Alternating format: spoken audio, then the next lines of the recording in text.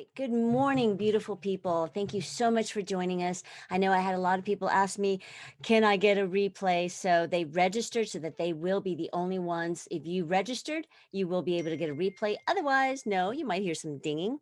Anyway, hold on. I sent you the Zoom link, baby cakes. I sent you the Zoom link, and you got another email this morning. I'm getting people asking me how they get in.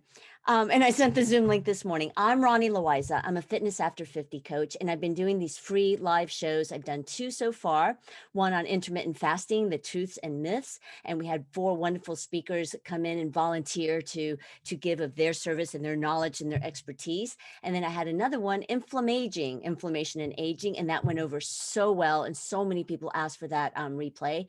And today is on metabolism. Now, we can't cover everything about metabolism today, but we have some great people on who are volunteering their time and their expertise and their knowledge to give you and give us and just fill us up with their aspects of it, their knowledge of it, and their subtopics. So I'm going to just cover the foundation first. Rev it up, metabolism 101 at any age, at any fitness level. What metabolism really is. So Carrie Lynn Morgan, she's our Zoom master. She's in charge. She's got a PowerPoint just so that you can look at it, maybe take notes, and then refer to this later on. I'm just going to explain the basic of what metabolism is, and then we'll bring on our experts to talk about their field of expertise. So let's get going. Carrie Lynn's going to work the PowerPoint for me. And first, let me just tell you that metabolism is just another word for your biochemistry in your body. Metabolism is a synonym for hormones. And I know Dr. Amber's going to speak into that. I know Neva's going to speak into that. I know Dana's going to speak into that.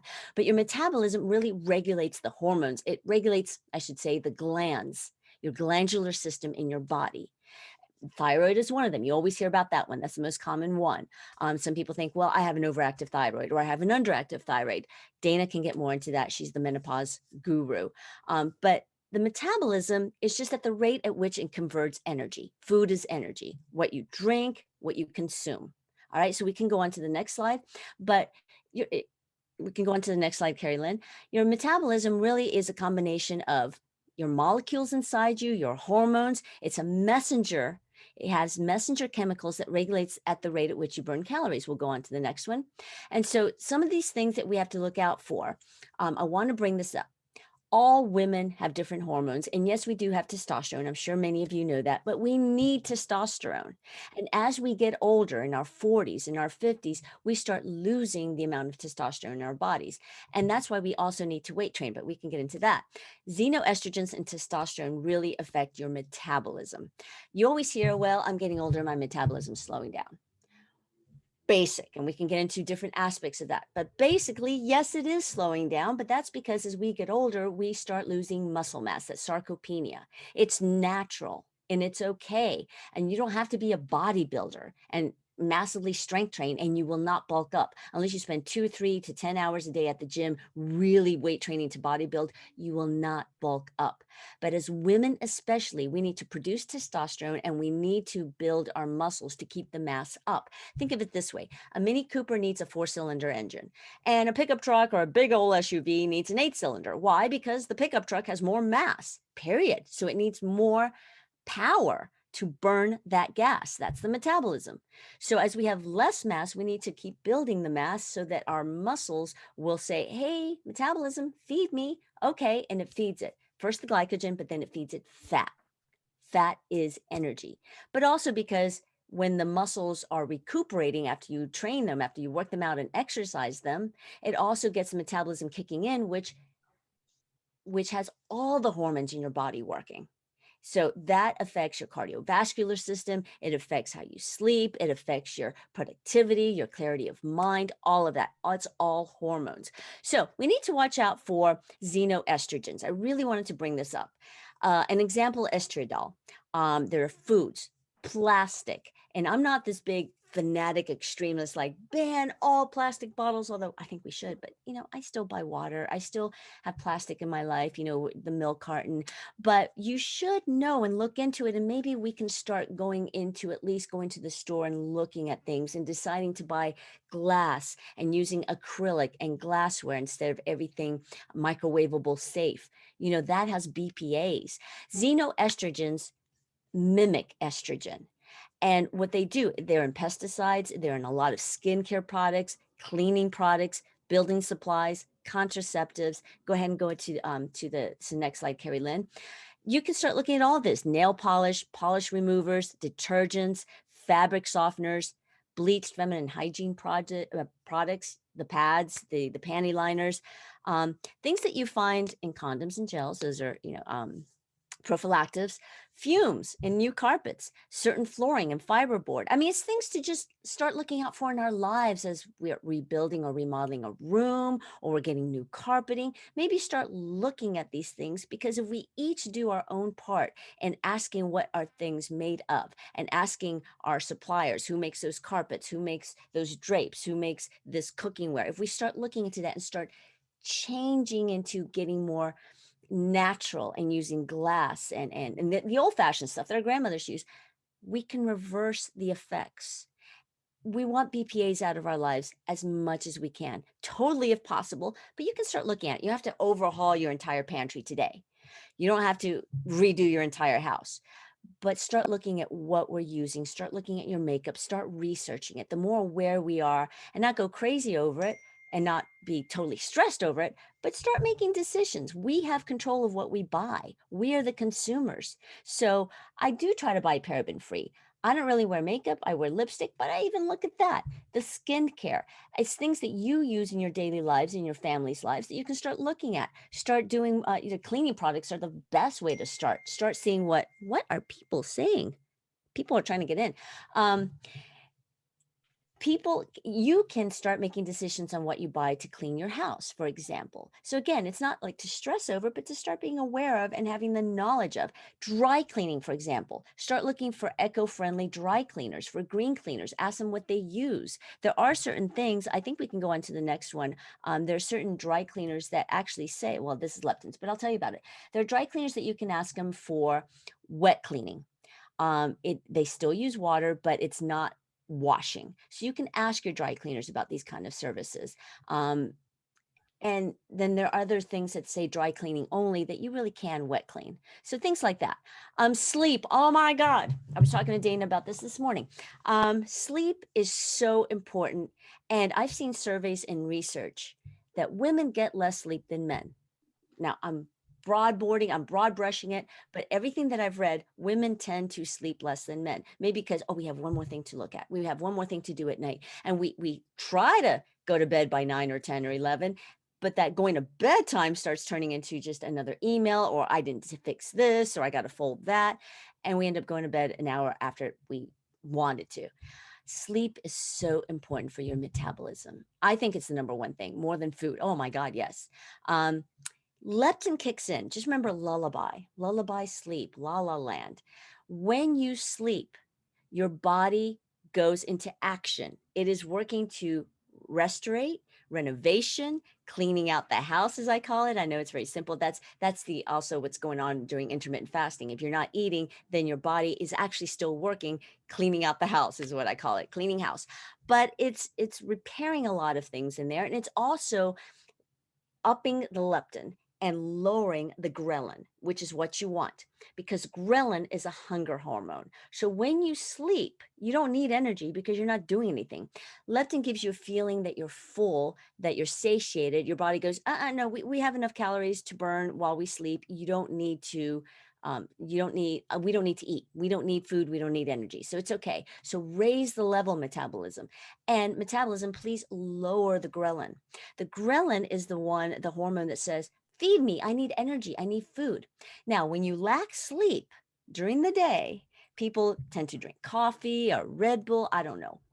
But they think they're hungry, or they want energy, so they want that sugar or caffeine, or just to be noshing, to be actively doing something as they're working, because they think they're hungry, but they're not hungry. You are sleepy. Your body needs rest because it needs to do work inside. And so you don't need to burn as much fuel during your sleep, but also it affects you during your day. So you need enough sleep. I know a lot of women are thinking, I want to get 8 hours, but there's just no way. Minimum 7 hours. The 6 hours isn't cutting it. I know I don't walk the talk often. If you can take a little 20-minute nap in the day, heaven. If not, that's fine. But you need your sleep. Let's go ahead and go on to the next one. Now, volumetric, well, the leptin is what I was telling you about. You can look at this chart real quick. I don't know if you can take some notes on it, but it regulates your thyroid hormones, which Dana can speak more into because she's going to talk about menopause. But that is really important, the leptin. It decreases the glucose-stimulated insulin secretion. So you don't need insulin while you sleep. It helps an increased heart rate. Oh, of course, this is so important. I tend to have osteopenia. It's genetic because I eat well. My calcium intake is great. If I overdo the calcium, I can't just take supplements. I might have calcification. So I don't want to overdo the calcium. That's why weight training for me specifically, because I'm 5'1 3/4 and I'm small boned, I tend to go toward that because of genetics. So strength training has really helped my bone density, and sleep helps because it helps also regulate your bone mass. This is so important for women after 40 and especially for women after 50 because our bones start aging and they get a little brittle. So you need enough rest, and metabolism helps that. It regulates the menstrual cycle if you still have your period. If you're perimenopausal, leptin helps that. If you're postmenopausal, we'll talk more into that because you have to regulate your hormones, your estrogen, your progesterone. Also, and like I said before, it helps regulate your appetite, it controls metabolism and energy homeostasis, meaning homeostasis, you're sleeping. You don't need energy while you're sleeping. Think of it like when a what is it called? Hibernating. And it activates the immune cells. That's what sleep does for you. Metabolism is actually connected with your immunity. Go figure. All right, let's go ahead and go to the other one. I'd like to talk to you about the testosterone for metabolism. Low testosterone may contribute to a lower or slower metabolism. It can contribute to heart disease. You know, women suffer. We're at the highest risk, the highest population for heart disease. A lot of us have anxiety, and anxiety causes heart problems, heart disease, high blood pressure. So our metabolism helps us regulate that. Again, loss of bone density, low libido, poor memory. So we need testosterone. So you should talk to your endocrinologist. You should talk to your OBGYN. You should talk to a naturopathic doctor. And don't just take the first, oh, you should do this. Talk to several experts. Go on Clubhouse. Come to me. Go to a coach. Go to a health coach. Talk to a lot of people. Do your homework. Do your research for what suits you and what is best for you. Start getting in tune with your own body. I don't need to take hormone stimulation after menopause. I've been through menopause. I didn't need it. Some women do. They need hormone replacement. I really talked to my OBGYN, I talked to an endocrinologist, and I also talked to my internal doctor. And then I really made my own decision. I did not need hormone replacement for me. What I needed to do was weight train and keep my testosterone level up.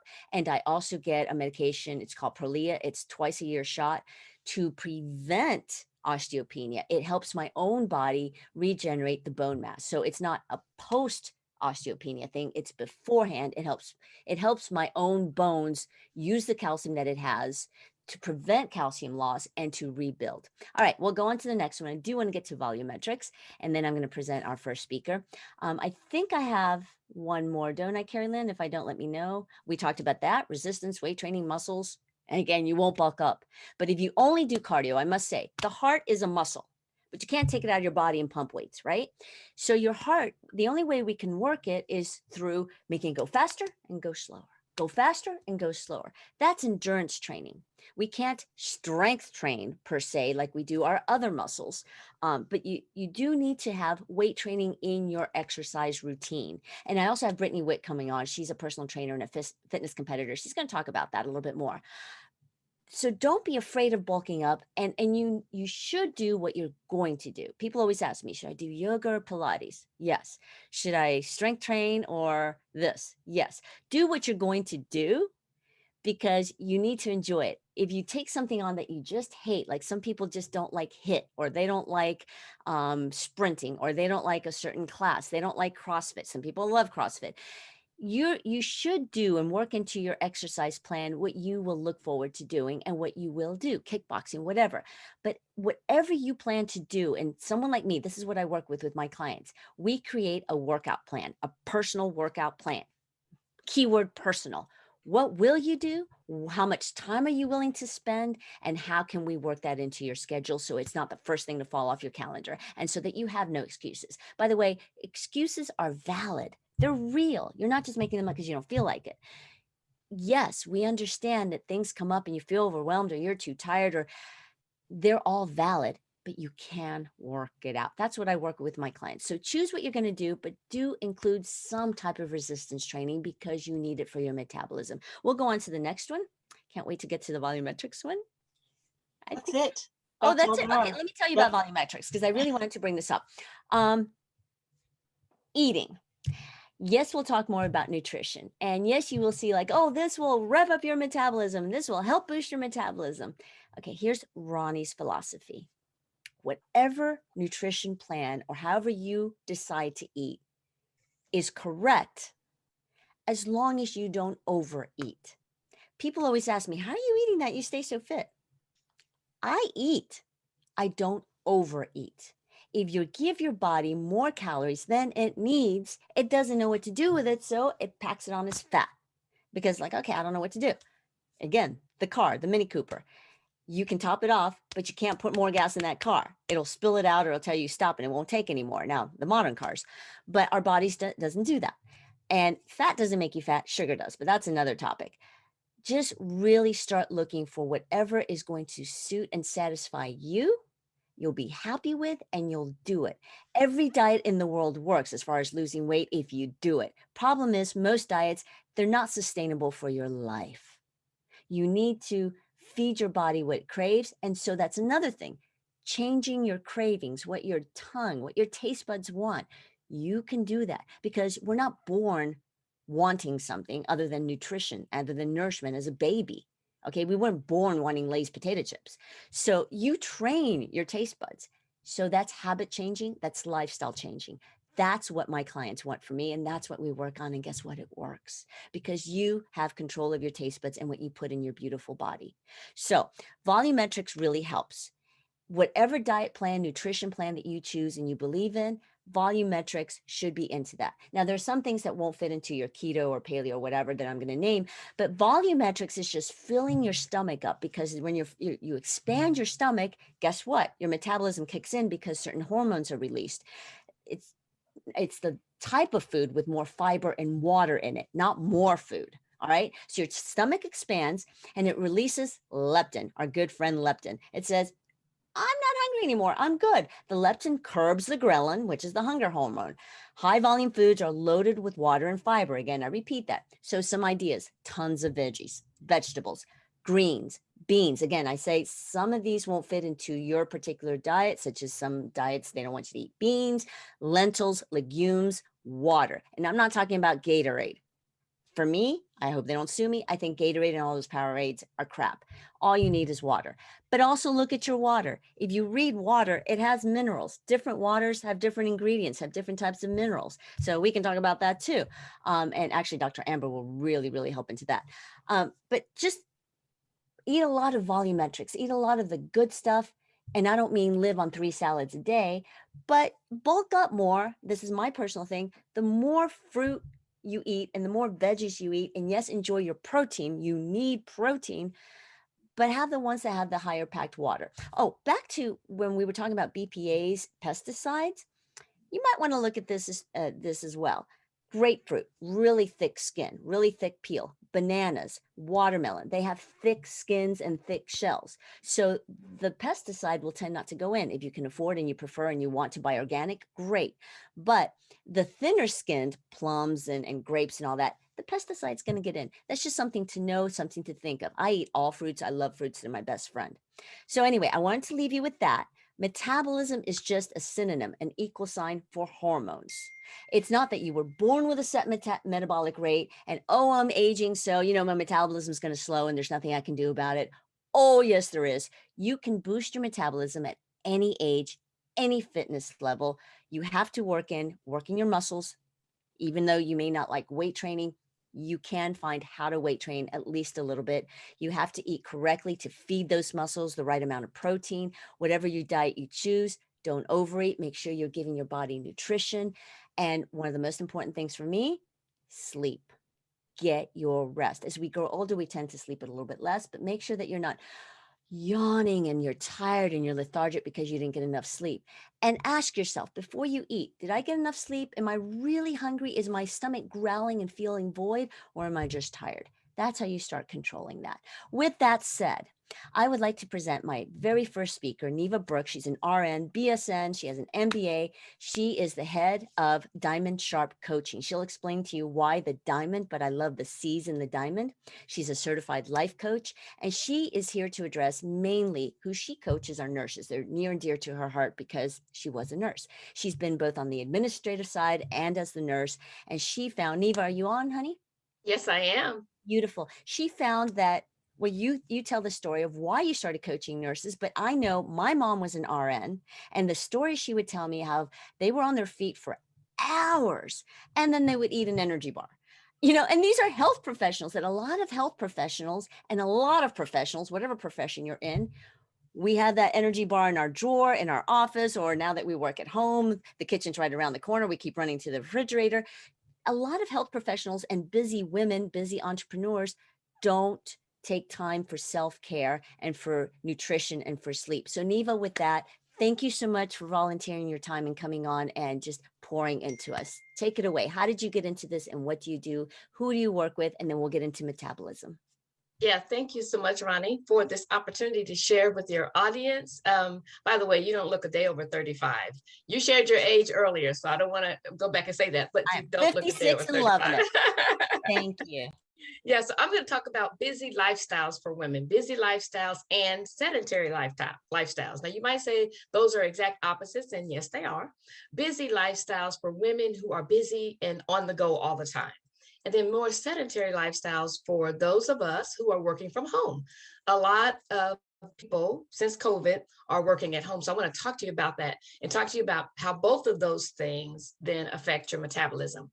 And Ronnie's absolutely right. I am a nurse. I'm a registered nurse. I've been a nurse for 35 years. Most of my experience has been within the behavioral health arena. I started out at the bedside and ended up retiring as a nurse executive. So I saw the gambit of what nurses do. I do coach. I'm a certified life coach and I coach nurses primarily, but other professional women as well. So let me just talk to you from a nursing standpoint to the nurses that might be on our call today. So from nursing school, right? Stress in nursing school. And so we eat the wrong things and we're stressed out a lot. And then from nursing school to nursing, most nurses start out at the bedside. And just let me tell you, very intense at the bedside, a lot of stress. So I'm talking to you about busy lifestyles and as that relates to stress, right? 12-hour shifts. And Ronnie hit the nail on the head when she said, we're busy for 12 hours straight, running, running, running. And we do have energy bars either in our pocket or in our desk drawer. And then nurses that work in leadership that aren't necessarily at the bedside, but still in patient care areas. A lot of stress because you know what? It never closes. The hospital never, it's 24/7 operation. And so nursing leaders are on call a lot, high stress. Ronnie talked to us about sleeping patterns. A lot of nurses in leadership don't get the right sleeping patterns. If you're working a 12-hour shift, you're usually working 3 of those a week. So at some point you kind of get your sleep in gear and then you're right back to work. But when nurses are on call 24/7, 3-4 days in a row, day becomes night, night becomes day. And Ronnie talked about how important it is to have a good sleep pattern.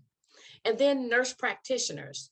You know, a lot of nurses now, a lot of you probably have a nurse practitioner in addition to your doctor or just a nurse practitioner to oversee your medical care. Long hours, lots of research, lots of stress. Why am I talking about that? Because our stress affects our metabolism. And we're going to get into that. The workforce for nursing is very short, you all, extremely short. In fact, in my hometown, just yesterday, this is in Indiana, 10 area hospitals were on diversion at the same time. And what does that mean? That means for EMS, if you call an ambulance, they're going to divert you to another hospital.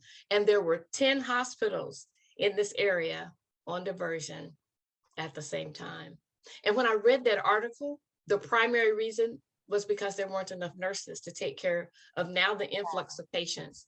So there's a nursing shortage, and that adds to that stress that we feel at the bedside, wanting to give that care, wanting to have that compassion, and not having enough staff, wanting to give the care that we need, but having so many patients, you can't get to them.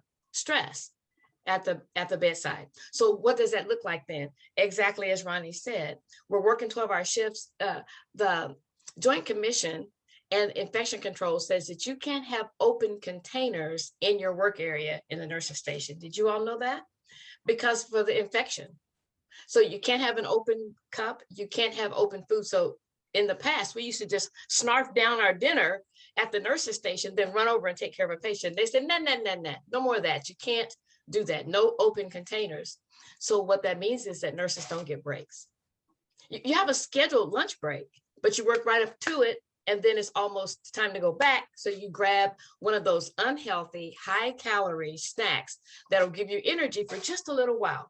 No nutritional value whatsoever. And what we find out is that affects our metabolism, because our metabolism is just going crazy. It has no area to settle down. It's spiking your insulin, correct? It's spiking your insulin up and down, up and down, up and down. There's an argument.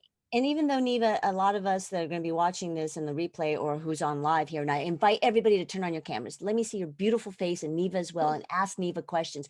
But how do you find this translate to other women in other professions and their metabolism? Mm-hmm. So metabolism is the same. Now, I'm sure you've heard people say, oh, I was just born with a high metabolism or a good metabolism, meaning they can just they figure they can eat what they want and they burn it off. Still, that's not nutritionally sound, right? So whether you're a nurse executive, whether you're a nurse, whether you are working at McDonald's, whether you run a clothing store, whether you're an entrepreneur, you run your own business, it's the same thing. You have to be able to do some things. And let me tell you what some of those things are. Make sure that you schedule a break and stick to it. Make sure you do that. Whether you're working at home at your computer, schedule a break and stick to it. Hydrate, hydrate, hydrate. Make sure that you're drinking plenty of water. Right? Take mind breaks. Schedule a time to say, I'm going to take 5 minutes and I'm just going to relax. I'm going to clear my mind and I'm going to get myself rescheduled, right? When you take your breaks, if possible, walk outside. Ronnie talked about the importance of getting exercise. And so when you're working 12-hour shifts as a nurse, or if you're at home at your computer for 8 solid hours, schedule a break and stick to it. Get up and go outside. Another thing you could do is prepare your meals ahead of time. Prepare healthy snacks so that you're not reaching for that energy bar, or that you're not in front of your computer with a bowl of popcorn and potato chips mixed in there with a handful of nuts thrown in there, right? Because you think the nuts are going to give you that protein that you need, that you're not just in front of your computer snarfing it down. Plan it ahead of time so that you can get up and get a healthy snack and keep going. Does that answer your question? Oh, a lot of it, yes. And can you please speak into, because I know you know a lot about this, how does stress affect your metabolism? How does distress, really, the real name, how does anxiety, even though you may not think you're anxious, like, hey, I'm working, I'm busy. Yeah, okay, I get a little tired, but am I really anxious? We all have stress in us. How does that affect your metabolism? How do you know that as a nurse and as a health practitioner, Neva? Well, I can speak to that personally as a person, as a woman, and as a nurse as well. So personally, the stress affects your metabolism because we do things that are anti-healthy. You're stressed out, your brain gets the signal that you're stressed, and you eat for comfort, or you just sit for comfort, right? Anxiety, depression, and stress are one of the 3 main contributors to us being able to, that keeps us from being able to get our metabolism revved back up. We're talking today about how to rev up your metabolism. Now, let me say this. Make sure you have a practitioner that you can relate to. So if you go to your practitioner and you say you're feeling a little down, or you know, things just quite aren't the same, they're a little bit off balance, and they don't offer a thyroid test, ask for one. Ask for one, because there's two things. Ronnie had a wonderful picture that depicted the thyroid. You saw it at the very top. It looks like a little butterfly, and that's regulating your metabolism. Right. And so sometimes if your thyroid is off, if it's underactive, it's called hypothyroidism. And you see things like gaining weight, not being able to lose it. Let's see, being tired all the time, all those types of things. And sometimes it's hyperthyroidism, which means your thyroid is working overtime, and you can't gain weight, or you can't keep weight. You might be anxious. That's anxiety and stress. You may be fidgety. Those things you'll see if you have hyperthyroidism. So those are some things you would want to actually watch out for. I'd like to engage the audience, if I could, Ronnie, and just ask how many people are working from home. If you could just, on your reactions, if you click that, you'll see a little hand to raise. Oh, you're raising your hands. Great. How many people are working from home? Yeah. Hey, Tanya, I'd like to invite you, Hazel, I'd like to invite you, everybody, I'd like to invite you to go ahead and turn on your cameras. We'd love to see your faces. The more you engage, and I'd love for you to unmute your mics and ask your questions. Marie, Jerry Lynn, Edie, Hazel, Sharon, Jackie, go ahead and turn on your cameras. I want to see your beautiful faces. Hi, Tanya. Thank you so much for turning on your camera. Hi, Lois. Hi, Jerry Lynn. Hi, Jackie. Okay, so a lot of us are working from home. Anybody have a question for Edith right now, particularly about your metabolism or something you had in mind? Edith, for example, do you have a question? Hello, everyone. I have a question about my metabolism. I've been saying that my metabolism all my life. Oh, your internet. All your life, Edith? How old are you, Edith, if you don't mind me asking?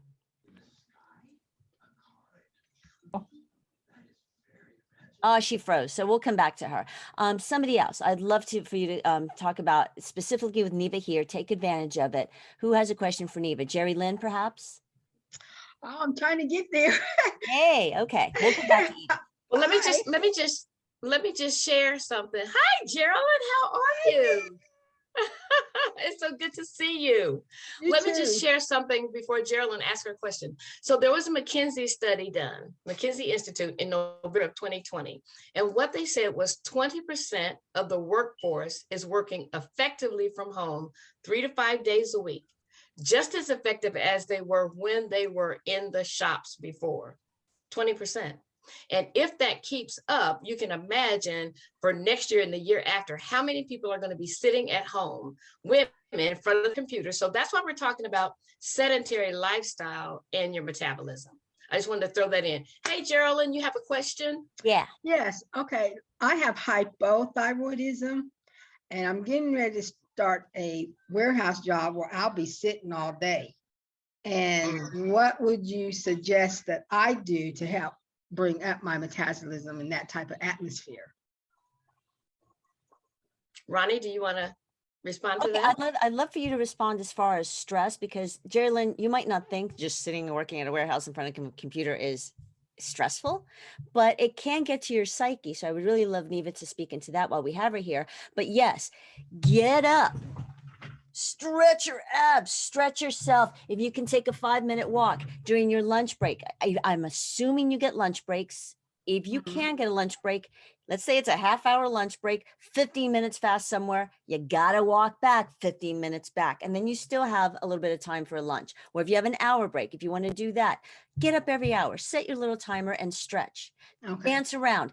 Also, the other day I read, and we can talk to Dana about that. I said that the other day on Clubhouse. I was just reading an article that just came out this week that said women, especially perimenopausal and postmenopausal women, actually can reduce the level of anxiety and all the symptoms of menopause, hot flash, lethargy, all that, by dancing 30 minutes 3 times a week. And I don't mean like, kind of sway. Or, really, it's the happy movement of doing it. It's the happiness. And it's the movement. It's not just happiness, because you can sit in front of the TV watching the Olympics, eating a hot dog and popcorn. No, no, no. You may think that makes you happy, and it might make you happy, but it's the happiness with you moving, because then your body, your brain, your psyche goes, oh, this is making me happy. Movement makes me happy.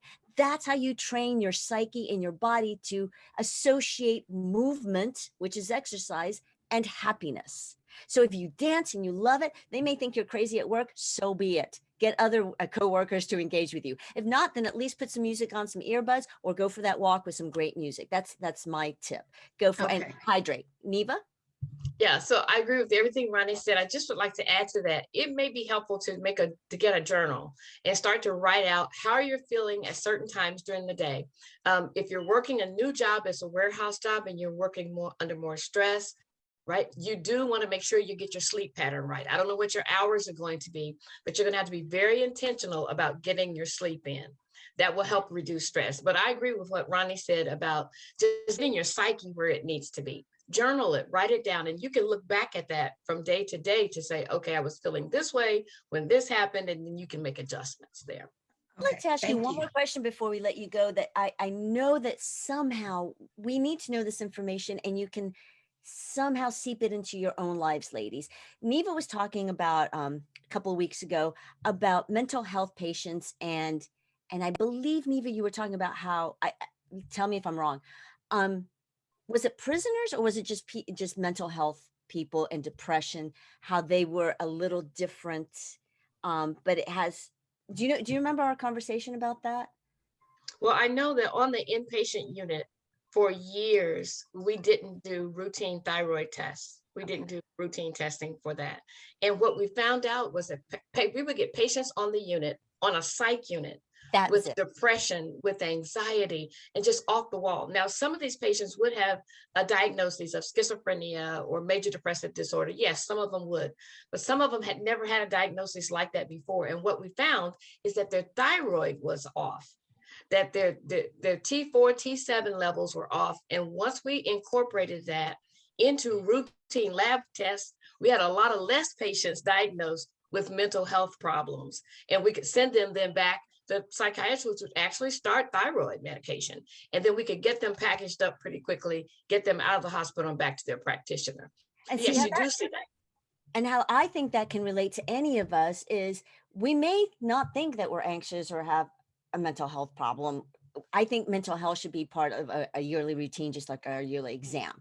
But do always in your workup also kind of check in. Maybe, I mean, I know our insurance can cover 1 to 3 sessions of just therapy to see how good you are. Maybe if you're feeling a little anxious or depressed or low, go ahead and get a blood workup and a hormone workup.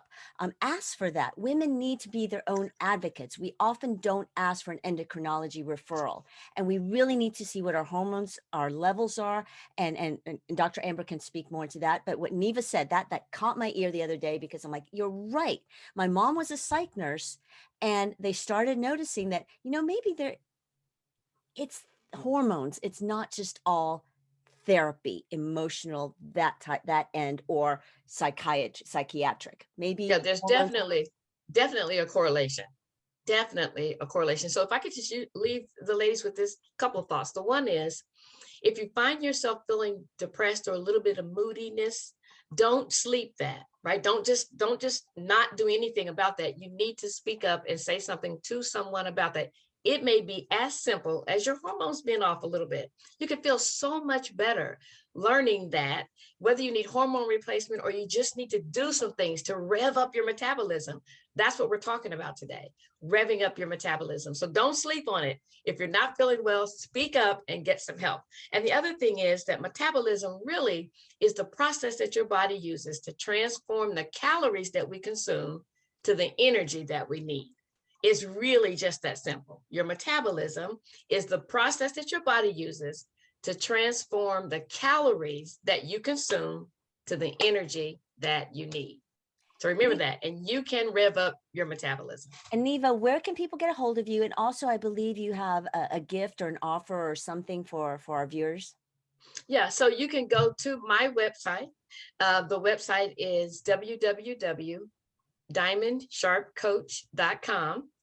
And on that website, you can sign up for a free 20-minute clarity session. And what that means is you can sign up and we'll sit down and talk about where you are in your process of going from a point of conflict, whether it's physical, whether it's mental, whether it's on your job, whether you're starting a new job, Geraldine, or whether you're starting your own business, from that point of conflict to how to walk in clarity. So if you go to my website, www.diamondsharpcoach.com, you can sign up for a free 20-minute clarity session. It's in Thank the you, chat. Ronnie. It's in the chat, and I'll also email everybody. Thank you so much, Neva. Thank you for allowing me this time. Of course. Okay, up next is Dr. Amber, and then we're going to have, she's a naturopathic doctor. Then what you want to stick around to the very end and beyond, we have Dana Lawson coming up with menopause, perimenopause, menopause, postmenopause, and you can relate at any age to this because you're going to go through it. If you haven't been through it. And I also have a little bit more to talk about. And Brittany Wick, you want to stay on for Brittany. She's this beautiful blonde and she's an Army vet. I believe it was Army. And she has so much to tell us about lifestyle hacks. So with that, I'm so honored and so happy to have Dr. Amber Krogsrud. Please tell me if I mispronounce your last name. I have seen her in various areas in Instagram and Clubhouse, and I'm just so impressed with her work with women. Take it away. I know that you want to speak about fibroids and about the naturopathic lane of dealing with metabolism. Hi, doctor.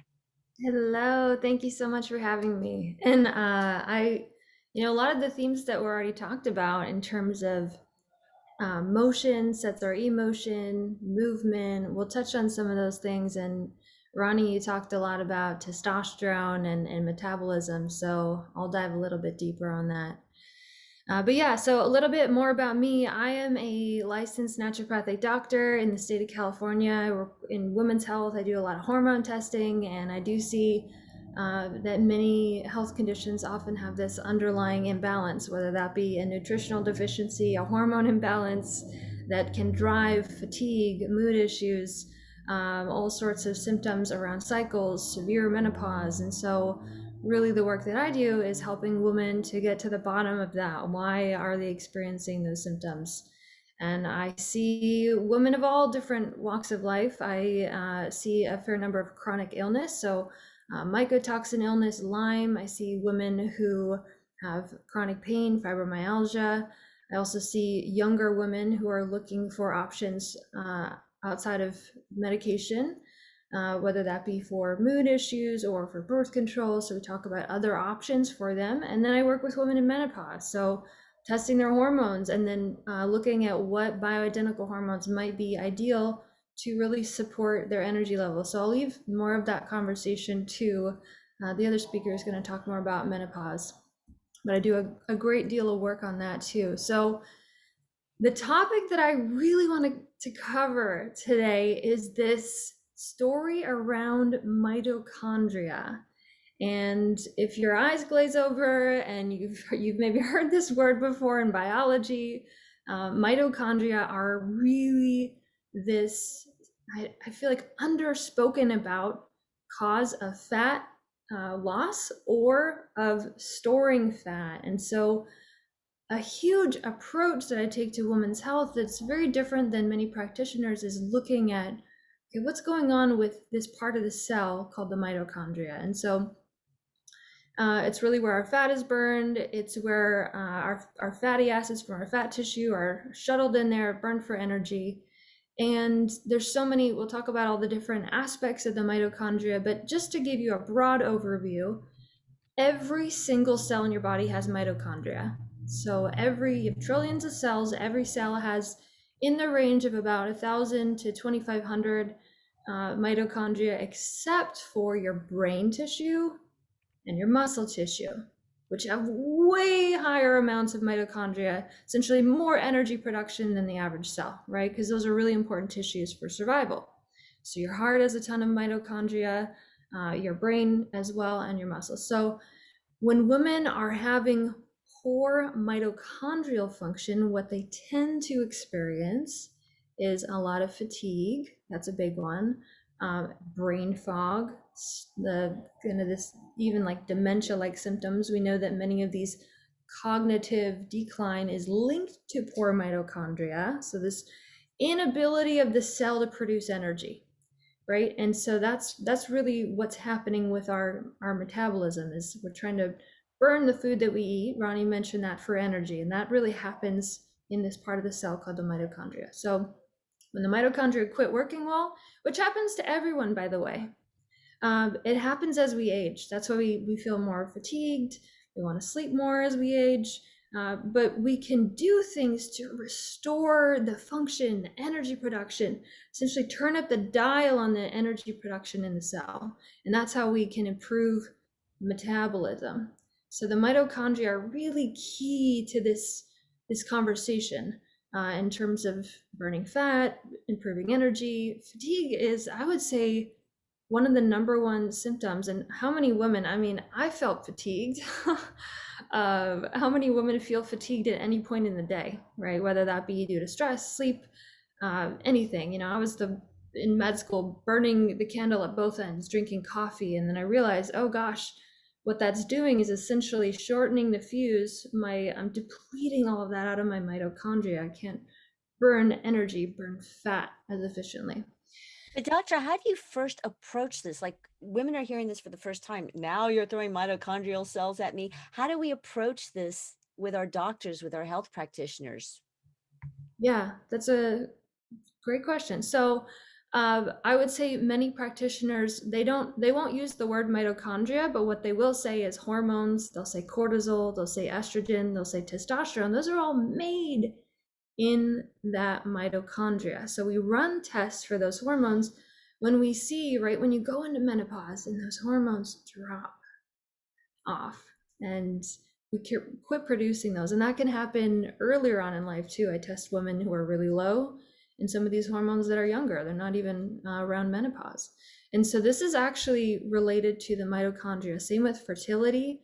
We know that when women's egg production drops and fertility drops, it's a mitochondrial. Part of it's related to their mitochondria. We can't produce energy in that cell anymore. And it's the cells that are aging, mitochondria aging. So you might not hear that word mitochondria, but that's really what's driving.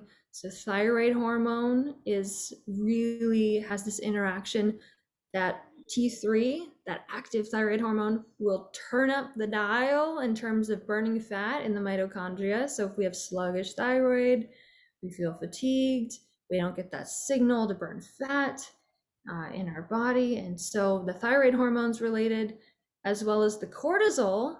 Probably heard about that hormone called cortisol. That's that energy hormone.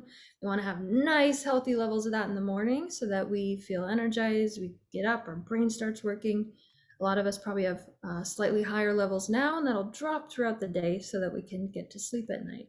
That's made in the mitochondria, right? So if our mitochondria are suffering, we'll talk about some of the reasons why. They are probably going to be sluggish at producing cortisol, sluggish at producing testosterone, estrogen, and progesterone. That's the factory where they're made. And so I like to use mitochondrial therapy. So things that improve hormone production, improve energy. I've seen many a woman who either have chronic fatigue, they have insomnia, the energy is a huge piece for them. And we use some of these mitochondrial therapies, man, do we see that turn around because it's really addressing the root. Now, what if you're not really fatigued, or you think, okay, I'm fine, I just can't lose weight? How do you deal with that? How do you help women with that as far as in a naturopathic way? I know a lot of women think that just naturopathic is about spices and certain supplements and certain herbs and clean food, but it really is a different kind of thing. So how do you help women with that? Yeah, so outside of a lot of the lifestyle factors that many, Ronnie, you touched on, exercise, high intensity interval training, paired with dietary choices, we know that we want to encourage, when you understand what's really happening at the cellular level, we want to encourage the cell to be utilizing the food that we eat for energy, and then also to be utilizing the fat tissue for energy. And so a lot of the women that I work with will do a 12 to 16 hour fast at night, not only does that promote that lymphatic system that cleans out the brain and really protects us from neurocognitive decline as we age, but it really is critical in fat loss and metabolism to give our bodies that window of time where it's not constantly inundated with food and calories, so it can actually access that stored fat and burn it for energy. And so a good example is if you eat your last meal at 7 p.m., you want to wait until at least 7 a.m. to eat anything. A good 12 hours. Yeah. 12 hours. I'd say that's the minimum for most people. And that's a good place to start for most women. It depends on, I look at women's thyroid testing and I look at their adrenal tests before I recommend any sort of fast or any sort of period longer than that without food. Because if you have poor, really tired adrenals, which are related to the mitochondria not being able to produce that cortisol, and if you have sluggish thyroid function, you're going to feel terrible if you try and do a 24 or 48-hour fast. It's really not a good idea. So we really need to support the function of some of these tissues. But yeah, so the intermittent fasting, I like to recommend high intensity interval training. And then a lot of the nutrients. Let me just walk you through some of the nutrients that I use very strategically to support mitochondria.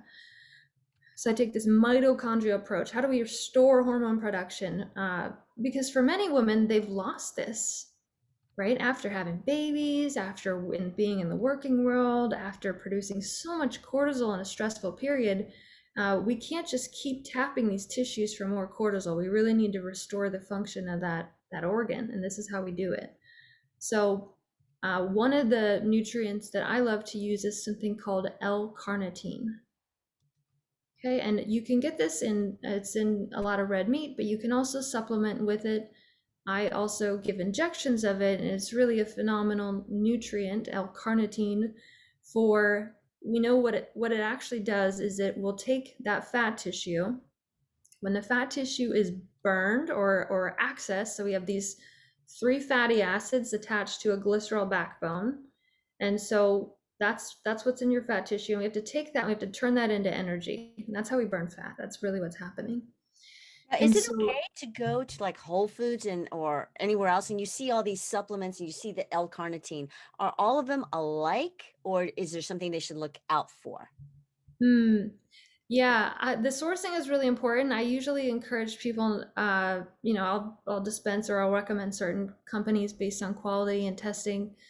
Usually you don't always know what you're getting online or on Amazon.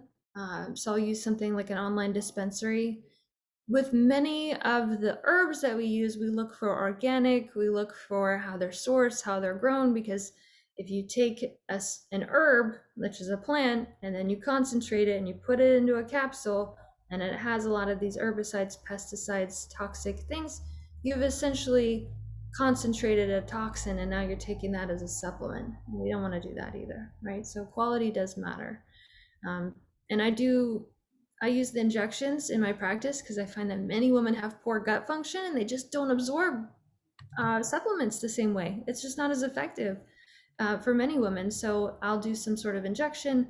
I use patches, I use intranasals. I have all these different other ways that we can deliver things to boost metabolism or to improve energy, to improve the health of the cell. So L-carnitine is one of them. It literally, the job of L-carnitine is to shuttle those fatty acids in the fat tissue into the mitochondria to be burned like a furnace. That's all that molecule does. It's really, really critical for that.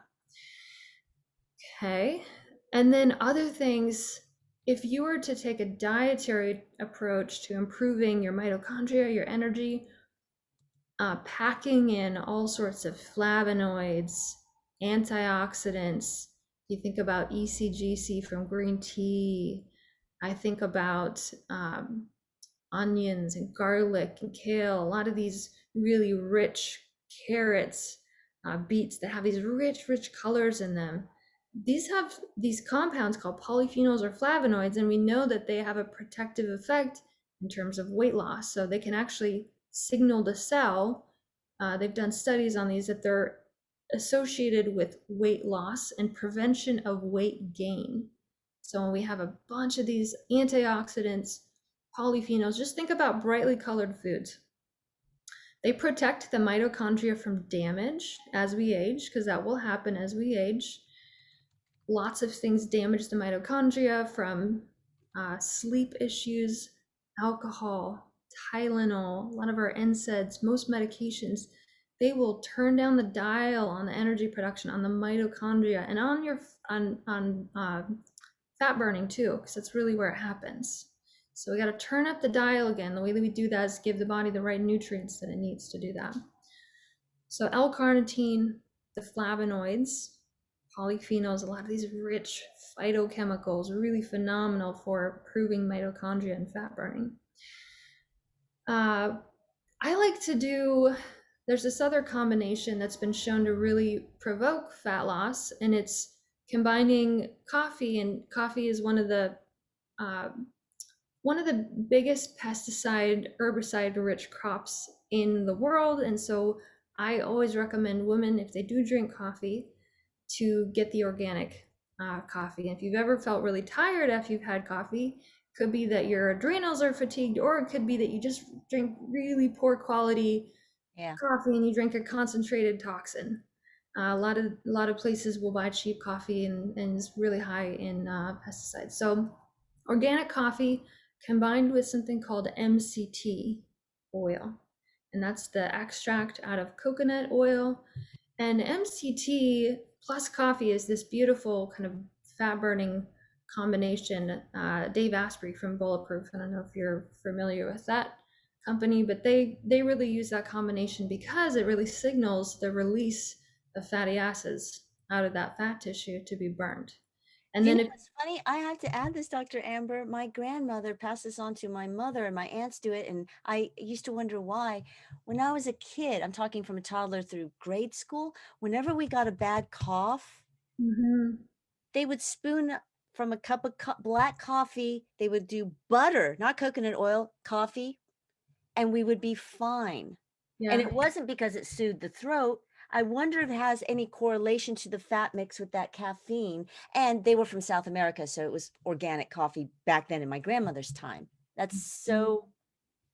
Yeah, you can use butter too. There's a good nutrient profile in some of the good butters. They have vitamin A and D. Yeah, so you can use butter, but MCT is really kind of the golden bullet to combine with black coffee, organic coffee, to really amplify. And then if you do that, add that to your 12 to 16 hour fast that you do at night.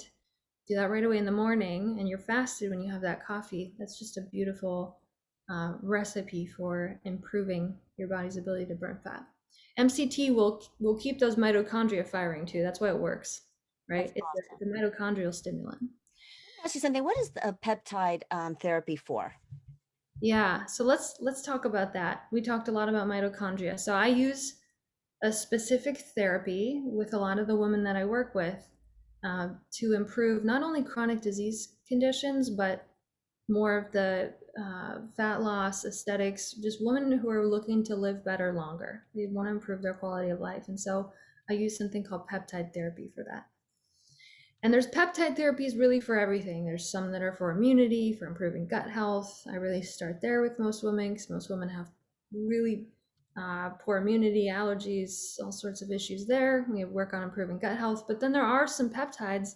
Essentially what a peptide is it signals the body. It's very similar to a hormone, right? Our body has hundreds of thousands of signaling molecules, hormones, and peptides. And so what we're doing is we're sending a signal to the body. A lot of these peptides your body makes already.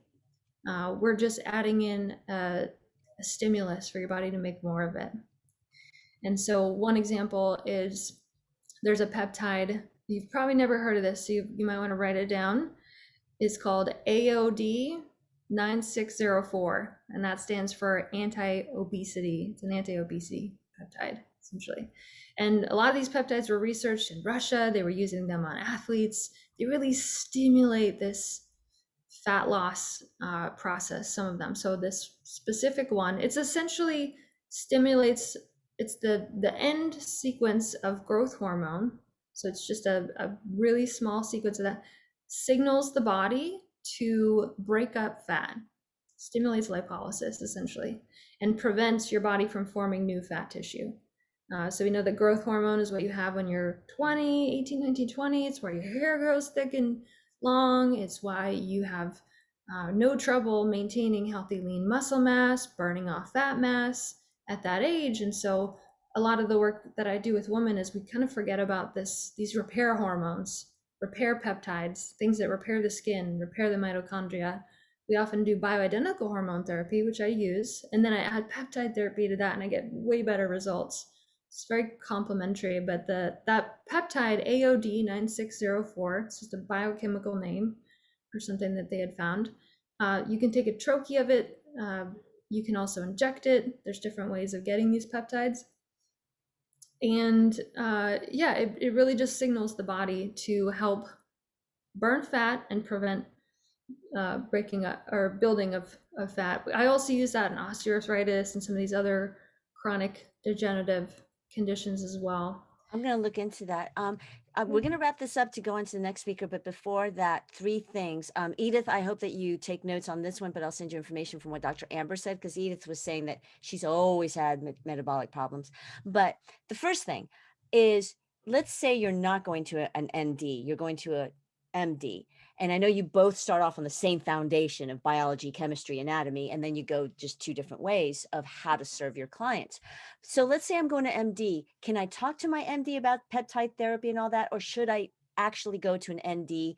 And do you particularly consult online? I know you have to examine women, but is there any consultation that you do online? So like the first question, can we just ask our doctors about it? Because we don't want to just go to, I always say Whole Foods, but whatever store and pick like 100 bottles of this looks good, this looks good. Oh, she named this. Or should we go to a naturopathic doctor?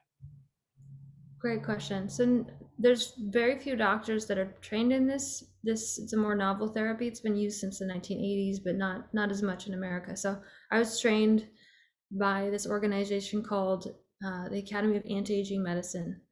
And if you want to find a practitioner who's trained in peptides, there's a couple links. You can just go type A4M into Google and you can find a bunch of registered people who are trained in this specific therapy that are local to you. And so you can locate a practitioner, A4M, the number 4 and then M. And I'm one of those, I would say, fewer of the trained doctors, but most practitioners, most MDs, even a lot of NDs aren't necessarily trained in this sort of regenerative therapy where we're really just trying to help the cells to function normally again. There's a lot of, I believe that in the world that we live in now with global pandemics and lots of exposure to all sorts of things, everyone needs a strategy on board to protect themselves and to understand how to protect their cells to work well as we age. And that's protecting from, mycotoxins and the oils that a lot of our restaurants cook our food in that really damage our blood vessels and lead to heart attack and stroke risk. It's protecting ourselves from everything. And I think peptides are one strategy among all of these other ones. We think about sleep and lifestyle and adaptogens, things that help your adrenal function, your energy, your mitochondria, protecting your brain as you age. Peptides are just one way to do that. So yeah, you can reach out. You'll have my information after this. I do consult about peptides. I do a lot of interviews and talks, and I have a YouTube channel and lots of things about peptides, but all the hormone consults, you either have to fly to California to see me or run labs here.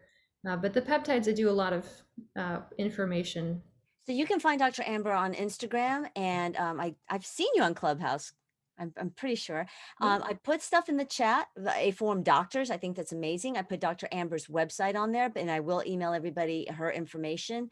Dr. Amber, anything you want to leave us with? And you're just chock full of information. And also, I want to leave everybody with this. Naturopathic doctors can work in union with your MDs. Do most naturopathic doctors and their clinics now take the regular insurances? Yeah, it depends on the state. honestly. Some states they do, yeah, and some states they don't. It just depends on where you're located and what sort of services you offer, what sort of clinic you're in. I don't currently take insurance. I did when I was at a different clinic, so it's just contingent upon location and just. You have to ask your insurance. Okay. But it's worth merging Eastern, Western, naturopathic, and MD. Thank you so much, doctor. Any wise words to leave us with?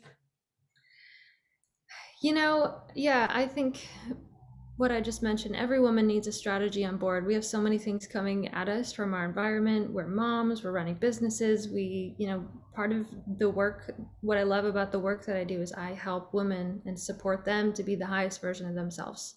And through so many different avenues of doing that. So yeah, I think we need a financial plan, we need a health plan, right? And if you're feeling some of the symptoms of fatigue, maybe weight gain, some of these things are popping up for you more than they have in the past, it's time to really maybe refocus on what's my health plan? What are the things I'm doing every day to take care of myself? Women tend to be caretakers of everyone else, but we need to have a plan for that aspect of our life. Absolutely. Thank you so much for your time, doctor. It's been a pleasure. With that, thank you so much. And we're going to get you all Dr. Amber's information. Dana Lawson in the house. Where's my beautiful Dana? Dana is a coach. She will tell you a little bit about herself. I want to say hi to my friend Brooke. Good morning, Brooke. It looks like your little girl B really wants your attention. Beatrice. Brooke may have some questions coming up from Brittany. And anybody else that wants to ask any questions, please just unmute yourself, put it in the chat. I'll ask it for you, but please do come on up and ask questions. But Dana, take it away. I would really love for you just to briefly talk to us about how you got into coaching because of your going through menopause. My coaching journey started shortly before I turned 50, and I was in accounting. I worked for a recruiting company, and I'm sorry to interrupt, Dana, but yes. to me, your mic seems a little far away. Oh, let me turn my volume up some. Is that any better? No? You were better before we started. Did you do something differently? No, I didn't. I'll just take the headset out. Maybe that was it. Okay. Can you hear me now? Am I good? Oh, much better. Go for it. Okay. So I was working in the field of accounting, and I was close to 50, probably about 48 at the time, and I could not imagine retiring doing that. And so I just did a Google search, careers for women over 50, and health coaching kept popping up. So I started to do a little research, and I'm kind of a nerd that way. I like to know how things work. I'm very curious about, how the body works and all the things that go on that make us tick. And so this seemed right up my alley. I have a previous 10 years of experience in healthcare, front and back office. I worked at a hospital. I worked for an OBGYN, a perinatalogist, pulmonologist. I also ran my own business teaching childbirth classes. Oh, wow. So this career really spoke to me. So that's how I started. And how did you get into specifically your story of working with women and menopause? Yes, I had a very terrible time. All of my friends know that my menopause experience was not great. It was horrible. And the experience was so bad that most of my friends know I'm very upbeat, very positive, happy person. And then every day I just wanted to stay in bed and cover myself with the covers, not open the blinds. I cried a lot. I gained a lot of weight, and I gained weight while I was being active. So I was running, 3-4 times a week. I prepared for a half marathon, and I still gained 30 pounds. Your story is not new to me, and Brittany into that as well. They work harder, they do more strength training, they diet, and they're still gaining weight. Yes. So I knew I had to do something. And so my first stop was a health coach. Yes, I am one, but I also recognized the value of health coaching. So I sought one of my colleagues, and she started me on this journey of self-discovery, of being gentle to myself, and really find out what's going on. So I had lab work. I found out a lot of things, and that kind of, as I started working on each one of those things one at a time, baby steps, and I saw my health improve, I was like, why doesn't anybody know about this? And I have been on a mission since then to try to educate women as what's going on in their bodies at menopause, and what you can do about it. Mention some, for example, milestones that you go through as a health coach, because you do go through like a timeline or a checkoff list. It's like, okay, calm down. We can't take care of all this at once.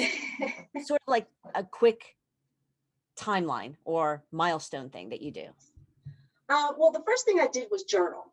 So I journal every day. I journaled my symptoms, my emotions, my food. And being able to keep track of that was what helped me to see my progress later on. I like I said earlier, I had lab work done that confirmed why I felt so crappy, and then taking the steps to try to rectify those circumstances. So I think I want to just clear up any misconceptions about menopause and what it is. Menopause is when you have not had a menstrual period for a consecutive 12 months. Okay, pretty simple, right? So if you have a period and you are 11 months in, you are not menopausal. So that's the definition of menopause, when you haven't had a cycle in a consecutive 12 months. So estrogen, particularly estradiol, which is produced in the ovaries, is the reason why periods stop, because the production then stops. And so without estrogen or estradiol, we don't have ovulation and then no periods.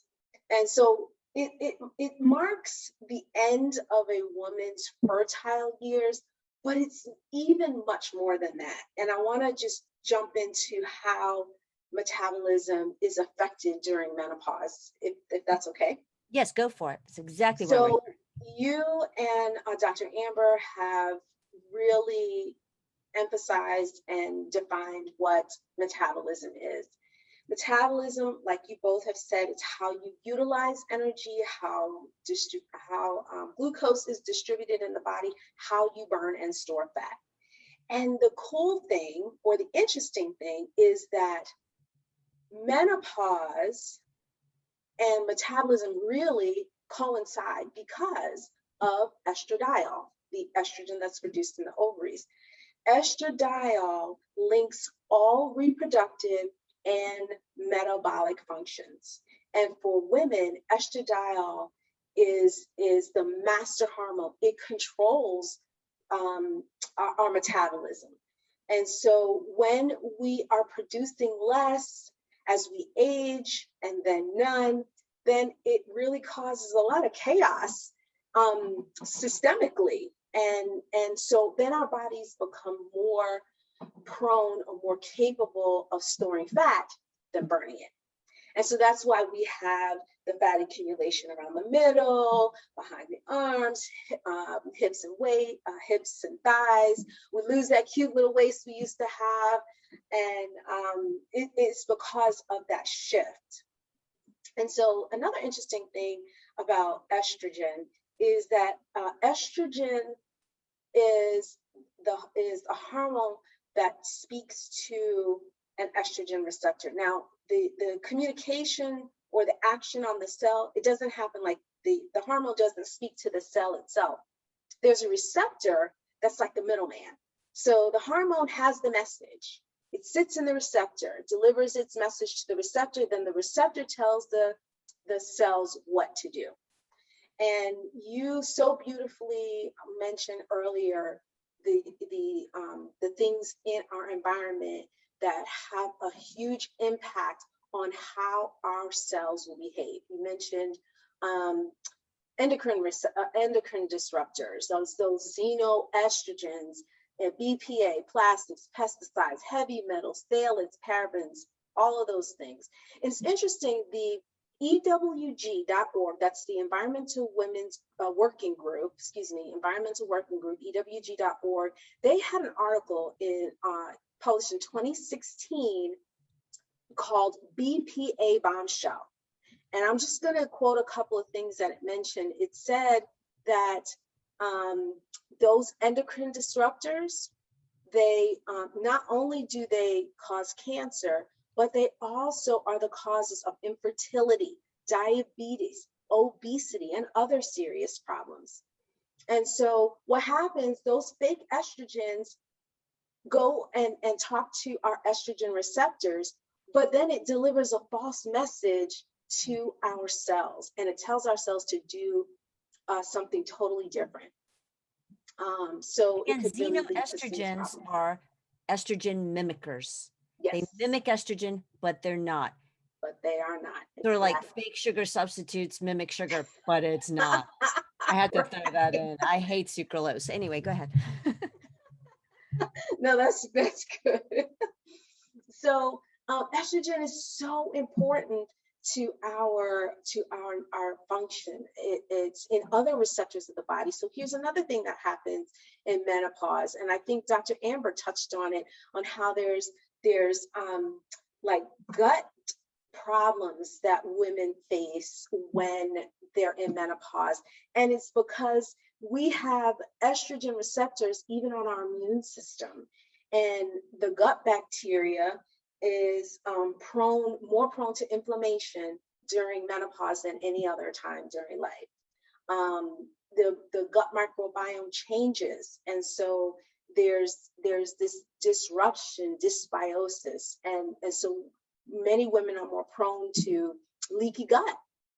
Maybe they haven't had it before, but because of the decline in estrogen, it brings in now another component to already not sleeping, gaining weight, and now we have gut dysbiosis. So it's a lot of things that we experience. But menopause is not just like, it's not the end of life. It's not the end of the world. And if you are suffering right now, or you have suffered, there is a solution. There is a way to rev up your metabolism.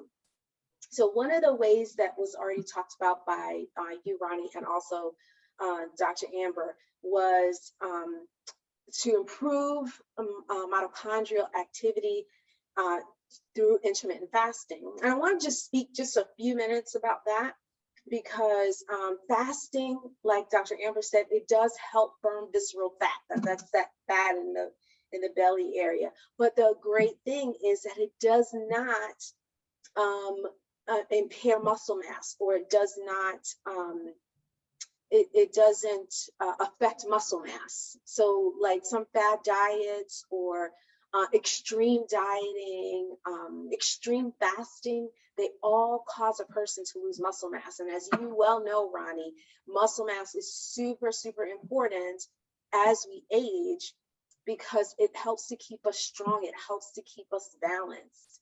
And balance also decreases with age. And then if you don't feel comfortable on your feet, if you're afraid of falling, how is that quality of life? It's not. So in addition to visceral fat, it also helps burn that fatty liver. And we hear a lot about fatty liver disease. And fasting, intermittent fasting, can help that as well. It helps our mitochondria work better. Also, what happens, and I think both of you have already alluded to this, the process of autophagy. Yeah. So when we have time restricted eating, or we are fasting, our cells then go through this regenerative process, which is triggered by time restricted eating. So if anybody's interested in just trying it out, I know it really did improve how it was able to burn sugar. I also found out that during my the lab testing that I had, that I have an underactive thyroid.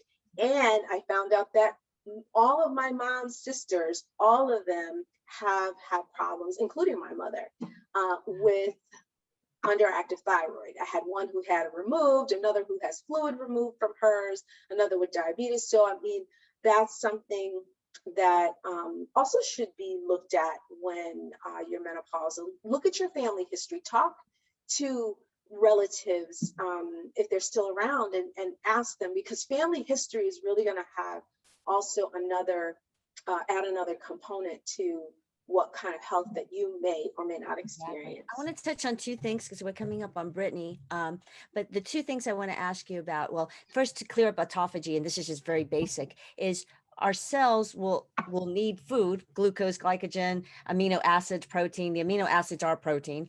So it's like, okay, when you're intermittent fasting or fasting, it will go to the cells that maybe are deteriorating or have some, I'm just going to gunk or crud or whatever, dying cells, and it'll eat the bad parts of those cells. It doesn't eat cells, because a lot of people have said, oh, isn't it intermittent fasting you start eating itself? It's like, no, that's cannibalism, which your body can do. But the autophagy is where it cleans out the ucky parts, let's say, of the cells that need to get rid of that waste, because it just wants to eat. So it looks for that. But just the last thing that I want you to leave people with is, you said you were gaining weight and you were working harder, heavier weights. I've heard that women have gone to CrossFit and HIIT and all this. And it's like, but I'm gaining weight. I don't get it. And they were perimenopause. They didn't even know until I said, have you had your FSH checked, follicular stimulant hormones, or have you talked to your doctor? How did you start losing the weight? Because you gained how many? 30 pounds, I think you said? 30 pounds. Yeah. How did you start losing pounds. the weight? The first thing I did, even before I had any lab work, which was very shortly afterward, was intermittent fasting. And then I had my lab work. I saw where my hormone levels were, and I started bioidentical hormone replacement therapy. And that, it's not, maybe it's not for everyone, but it worked wonders for me. It really calmed my body back down. I also was taking adrenal cortex to support my adrenals, because I had adrenal fatigue, and the adrenal and thyroid work together. So if you fix one, you fix the other. You need to support them both. I'm sure Dr. Amber and you both can agree with that. And those were the things that I did. So I started out real small, because it's almost like when you're fasting, you have to be careful. You need to obviously check with your doctor. But start off small, and then you can work your way up safely to a longer fasting period. Like right now, I do a 16-8. So I eat within an 8-hour window. I stop eating at 7, and I'm good. And it's really worked out well. It's beautiful. What did you do as far as, go ahead. I'm sorry. One quick thing about bioidentical hormones. I think a lot of people have been misinformed and are very afraid of hormone replacement therapy because of that Women's Health Initiative study back in 2002. The difference is, in a nutshell, the women in that study were well past menopause. They were overweight and smokers. Number two, they were using Premarin, which is estrogen from a pregnant horse, and progestin, which is a fake progesterone. Progestins and Premarin was a recipe for disaster. So in addition to the fact that the women were outside of the age group and had these high risk factors, then you mix in estrogen from a pregnant horse and a fake estrogen, and it did cause cancer. But estrogen is such an important hormone. It regulates every function in a woman's body.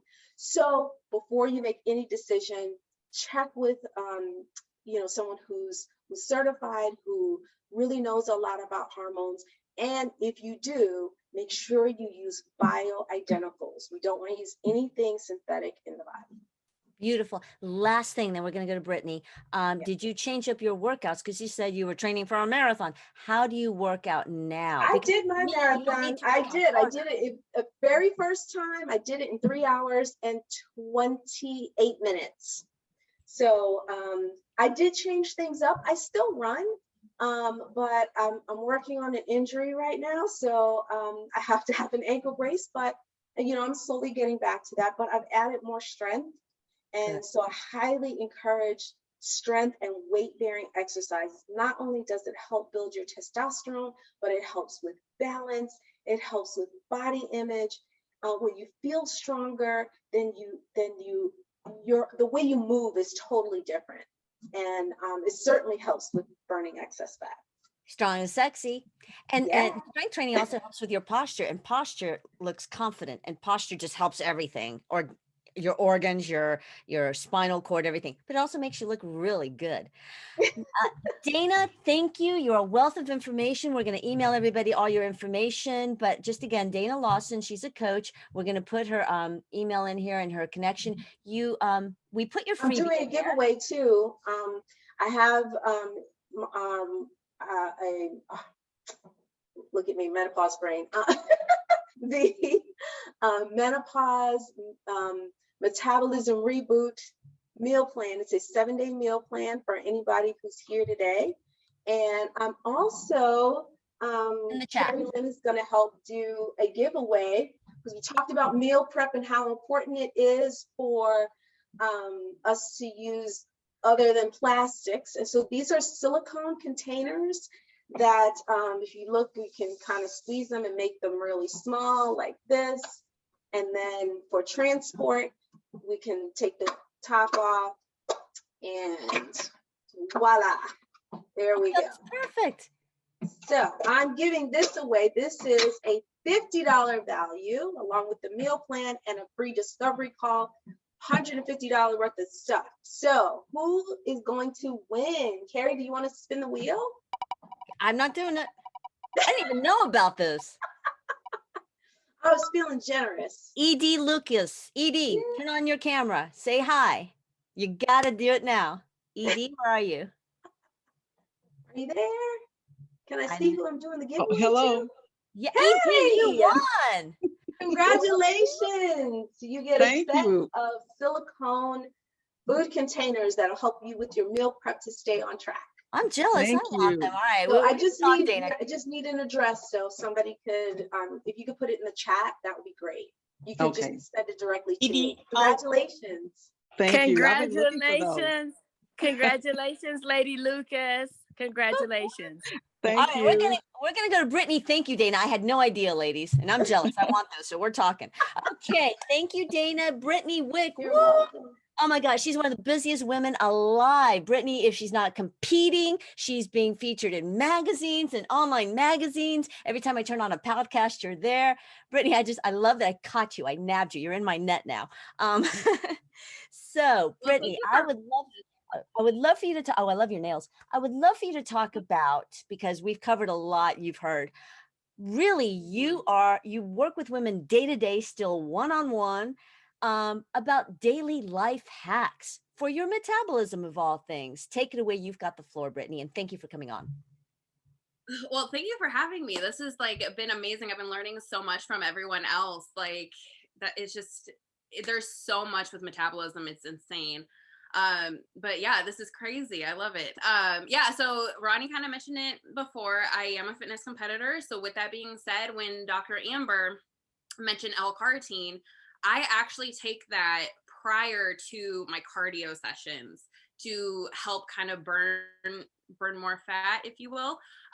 So everything that she said, I definitely implement that into my supplementation and stuff like that. So everything that everyone's talking about is so spot on. And essentially what I'm going to do is just tie everything together. So everything that I'm about to talk about, so think of it this way: none of these individual issues are going to be a make or break when it comes to resetting your metabolism.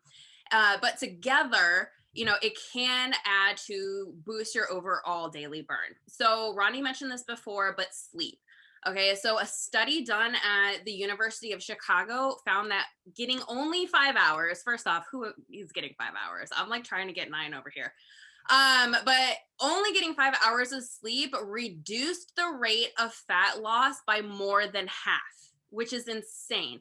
So researchers had people eat a calorie restricted diet, and everyone lost weight because you have to be in a caloric deficit.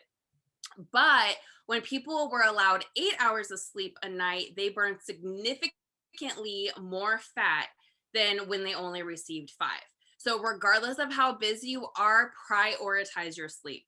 All right, heading into protein. So protein, not only do studies show that protein helps you maintain more muscle if you're losing weight, but your body has to go through more steps to digest it.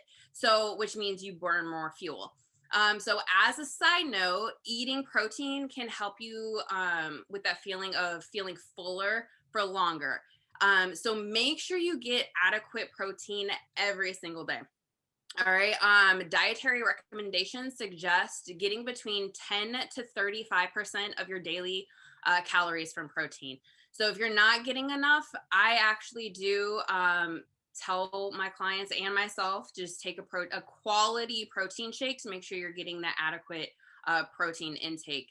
Obviously, whole foods are going to be better than any supplements, but sometimes we're in a hurry and we're just like, for me, I am one of those people who will push the snooze button up until the last minute before I head out the door. So I always take a protein shake, but always prioritize your protein. That's what I tell my clients. No matter what, always prioritize your protein. All right, going into caffeine. So research shows that 100 milligrams of caffeine, so about the amount of a cup of coffee, can temporarily boost your resting metabolic rate as much as 3 to 11%. Let me cut in and interrupt you. I'm so rude, Brittany. But just so everybody knows, your resting metabolic rate is just the rate at which your body's burning everything, the biochemistry, burning fat and working, with you just sitting there being a couch potato, breathing, doing nothing. That's your metabolic rate. Okay. It's different from your active metabolic rate when you're working out, dancing, moving, whatever. So that's what your metabolic rate is. And you can change it. Go ahead, Brittany. I just wanted to clarify that. No, I mean, as I'm talking about caffeine, I'll just sip my coffee real quick. Okay. So as a bonus burn, green tea, brain fart. Okay, so green tea contains metabolism boosting antioxidants. So if you're not a coffee drinker, switch it out to green tea, or not switch it out because you're not drinking coffee. Add that green tea in there, or if you want to switch out your caffeine, add some green tea because it does have that metabolism boosting antioxidants. I have a question for you and or Dr. Amber. What if you're like me, don't hate me? I don't really enjoy green tea, just green tea in a bag or in the little tea leaf thing. What if you don't like green tea? Is there anything else or any other form that you can take it? I personally like the flavored. Have you tried the flavored green teas? No. So there's a ton of different flavor ones, and I don't know if Dr. Amber has any other suggestions, but I always have to switch it up because I can't have like one thing all the time. Yeah, there's different flavored green teas. So there's like peach and raspberry. And yeah, so if you don't like the green tea flavor, those are really, really good options. Okay, thank you. Because I personally, it's like I've tried and I just don't like it. I like Rubio's and all that. And no, ladies, the green tea latte at Starbucks does not count. That's just a lot of sugar in there. Anyway, go ahead. No, which actually brings to my next point. So make sure you don't have any added sugar or calorie-rich flavors to your beverages, since these can obviously quickly undo any metabolic boosting effects. All right, going into hydration, and I know you've already heard a lot about hydration, but water. Here's another reason why to make sure you get 8 hours, or not 8 hours. Yeah, get 8 hours of sleep, but 8 glasses of water. So the magic number is 8. All right, so after drinking about 2 cups of water, your metabolism is boosted up by 30% for almost an hour after. All right, so it's why you want to stay hydrated. A lot of people recommend that whole, gallon a day. Yes, that is a great metric, but obviously if you're sweating, and especially in the summer months, make sure you're staying hydrated. Heading into exercise, I know a lot of us already touched base on exercise, but first, the more your body moves, the more calories you burn. And exercise definitely helps with that. But exercise also boosts your metabolism in a few different ways beyond the immediate calories, the burned. Okay. So more muscle. All right. So ladies, you're not going to get bulky if you touch a dumbbell. Okay. It is not going to make you bulky. All right. So more muscle. Resistance training is going to help you build more muscle, and more muscle tissue is going to burn more fuel even at rest. I think the statistic is every pound of muscle that you have is an additional 50 calories burned per hour. All right. So you have two different types of exercises that's going to help boost your metabolism. So you're going to have that high intensity interval training, AKA HIIT. It has definitely been more of a popular thing nowadays in the fitness industry. But HIIT workouts are going to be those short workouts that are done with intensity, and they are going to elevate your calorie burn for hours after your workout. So the more intense, the higher the burn. All right. So then going into resistance training, and Dana actually mentioned this as far as the muscle tissue and stuff like that. So lifting weights is going to give you a modest post-workout burn. So elevating your metabolism for a couple hours post-exercise. So the high intensity and resistance training, I am going to talk a little bit more about that in just a second. As far as what to do kind of on like the daily, if you will. So these are just lifestyle factors, what I'm talking about right now. And then I'll give you some action plans to kind of incorporate into your life.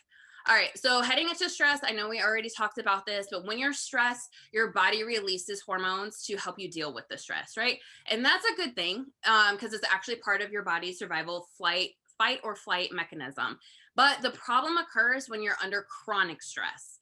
And that hormonal changes that are designed to help you power through quick stress can, over time, lower your metabolism, which we've already kind of talked about. And in fact, a study done in 2015 at Ohio State found that people, or women specifically, who reported a lot of stress during the day burned 104 fewer calories than if they ate a high calorie meal the next day. Wow. So it really does slow down your metabolism. So those are kind of the things that, you know, lifestyle factors that can affect your metabolism. So here I'm going to give you a little bit of a quick outline of action items, if you will, for each day. So first, we're going to focus on optimizing your diet for ultimate metabolic recharge. So perfect portions. Okay. Portions, as a nutritionist, this is what I see a lot is people are like, oh, I'm eating healthy. And I'm like, okay, which is great, but what are your portions? All right. And they're eating, their portion sizes are a lot more than what they should be intaking. And that's the reason why they can't lose weight, why their metabolism is kind of stagnant. So let's focus on those perfect portions. So a good way is to keep a food journal. So there's free apps like MyFitnessPal to make sure you're eating enough, but also not too much. And going back into that protein. So protein, all right, is another action item. So try to eat a protein source at every meal, or at least 2 to 3 times a day. All right. Prioritize protein. If there's nothing that you remember from me talking, I want you to remember prioritize protein. All right. Green tea. Okay. So treat yourself to a cup of green tea to fight that mid-afternoon slump, or to kind of boost it in the morning. So not only will it taste great, I know Ronnie doesn't like the taste, but there are, like I said, other flavors of green tea, but it will give you a slight energy boost, but could also help burn more fat. Okay. Eliminate added sugars. Okay. If you've ever followed me or do follow me, I have a huge sweet tooth. Okay. So I'm not saying like, oh, you got to eat healthy all the time. Lord forbid I inhale sugar like it's my job. But, you know, especially when it comes to metabolism, you want to eliminate those added sugars. Okay. Remember everything in moderation. So these can take your blood sugar levels on a roller coaster ride and setting the stage for storing fat. So again, moderation is okay. But just note that added sugars are usually found in processed foods and are not the same as natural sugars, which are going to be found in that fruit and veggies. Again, another misconception, which I hear a lot as a nutritionist, is, oh, I don't eat fruit because of the sugar. Or Please, carrots. That drives me nuts. oh my God, please don't do that. Like, enjoy your fruit because it's not going to make you fat.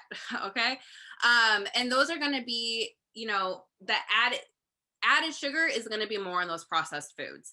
A tip that I usually tell a lot of my clients is shop the outside of the grocery store, because those are going to be your more whole nutrient dense foods. All the inside aisles are going to be more of the processed foods. All right. So enjoy the fruit, but let's try to eliminate those added sugars.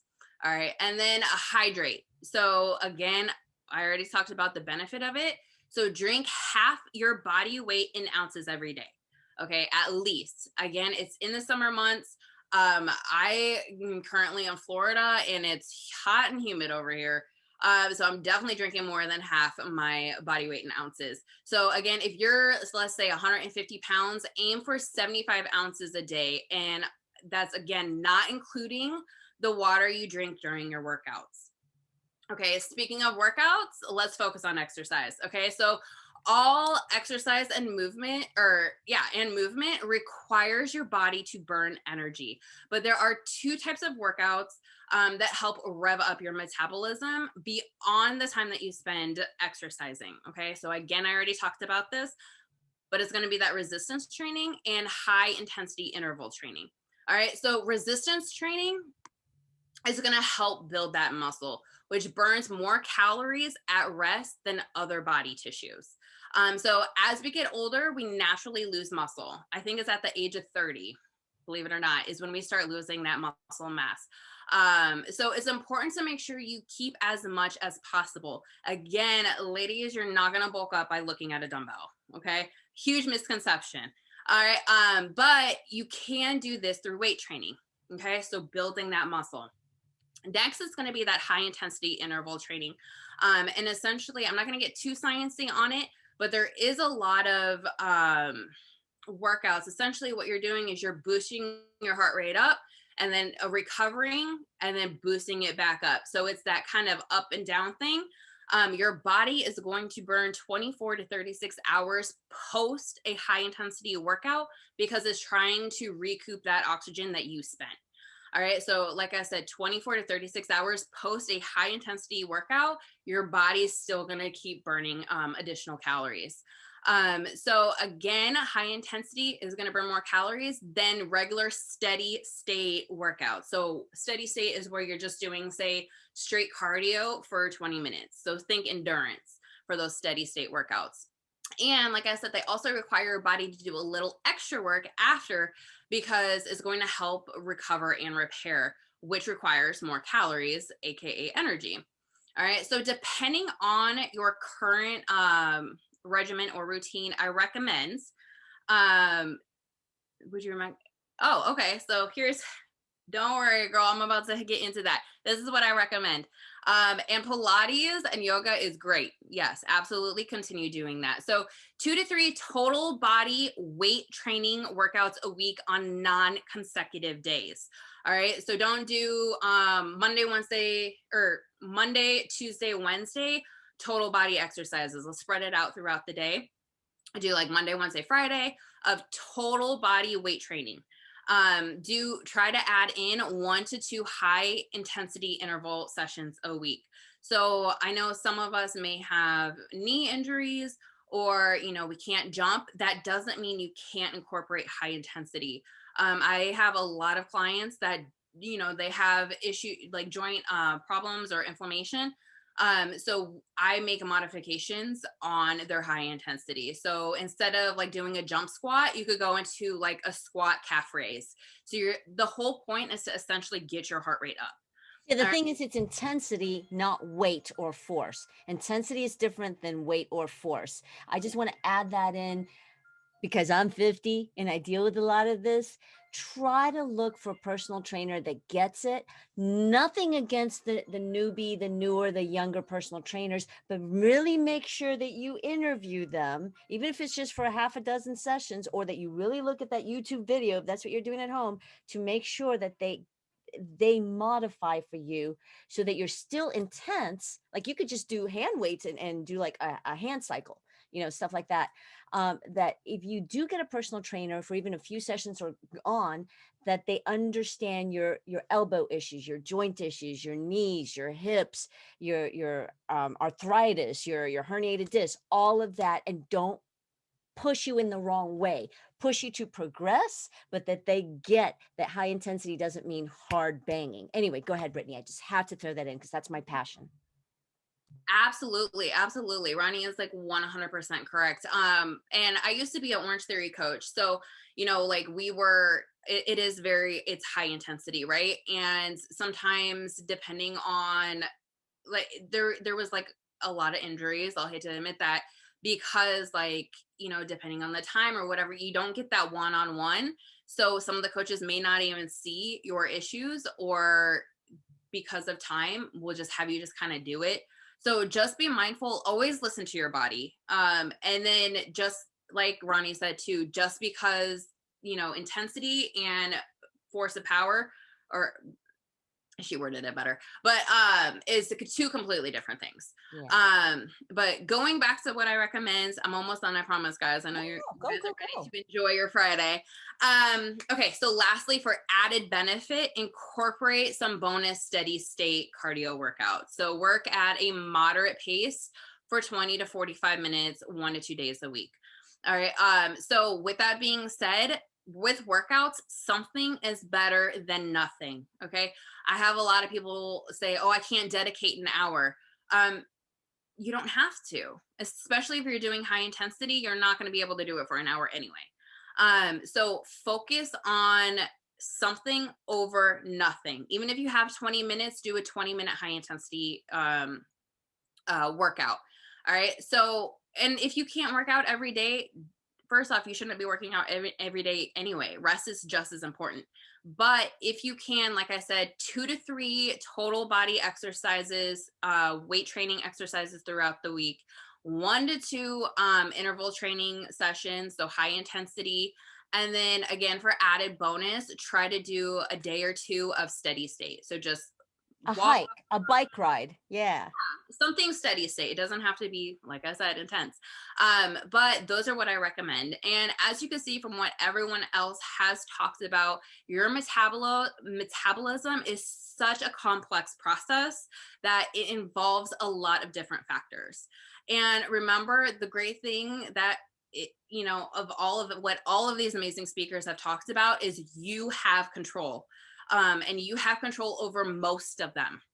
All right. So yes, genetics do play a factor, but you have control over most of them. And then when you shift your lifestyle to boost your metabolism, you'll just feel more energized, focused, and alive. So with that being said, that is my portion. And I'll hand it back off to Ronnie, or if anyone does have any questions, I would love to answer them. I would love to. And if you want to answer it too, to Liz and everyone, people always ask me, well, I do Pilates. I did Pilates before it was a thing. Okay. I love Pilates because it works on your intensifying your muscles. And really it started by Joseph Pilates to do physical therapy for dancers because they couldn't do a lot of things. So he had to start from the core up. Your core actually is connected to your bicep. Your core is connected to your forearm and your style and your posture. That's why I talk about that. So yes, yoga is awesome, but unless you do Ashtanga yoga or certain body strengthening yoga that has been morphed into exercise class rather than the standard traditional yoga, which is more about breathing and certain postures, then yoga and Pilates, and go ahead and throw tomatoes at me, is not strength training. You use your muscles in a different way. It's a different modality and they all complement each other. But please don't replace a little bit of weight training with Pilates. I love Pilates. I should do more of it. And I incorporate Pilates moves, core strength, into my training for other people, into their weight training. Also, if you really, I don't do high intensity. It's now called the new thing. I don't know if you've heard of, Brittany, HICT, which is dumb because I think everybody remembers HIIT. It used to be high intensity interval training, which it always will be for me. But now I'm reading HICT. I'm like, what the heck is that? High intensity continued training. It's the same thing if you see that. But it's interesting because my heart rate is great. My sugars are great. My blood pressure is great. And I don't do HIIT because I had a knee issue. I have arthritis, and I used to be a dancer for 9 years, and I pounded the hell out of my body, and I have 5 herniated discs. I don't feel like doing HIIT training. So what do? A great Zumba class for cardio, and I do circuit training, meaning do your bicep curls, do some back rows, do some triceps, do your abs. It's like, don't stop. That's circuit training. You keep your heart rate a little bit elevated. Obviously not as HIIT, high intensity, because it's not intense, but you keep going nonstop. So if you go to the gym, if you're back at the gym, don't stop and talk to your girlfriend, talk and work. If you can't, don't do that. Or don't sit there and text. Go from one muscle to the other, so you keep your heart rate elevated. If you work out at home, same thing. You get it done faster too. I work out in half an hour and I'm done. Now, I love what Brittany says about full body, because Brittany is talking about you must work each one of your muscles minimum once a week. I say twice a week, each muscle. So what I do, because I don't want to be there working out for an hour, is I work 2 muscles Monday, 2 different muscles Tuesday, 2 different muscles Wednesday. We're back around to the original muscles I did on Monday. So if I work out my biceps and chest on Monday, I don't do it again till Thursday. That way they're recuperating. And I only worked out 20 minutes, 30 minutes, maybe 40 if I'm doing a lot more chest, shoulders, whatever. And a good workout plan will fix that for you.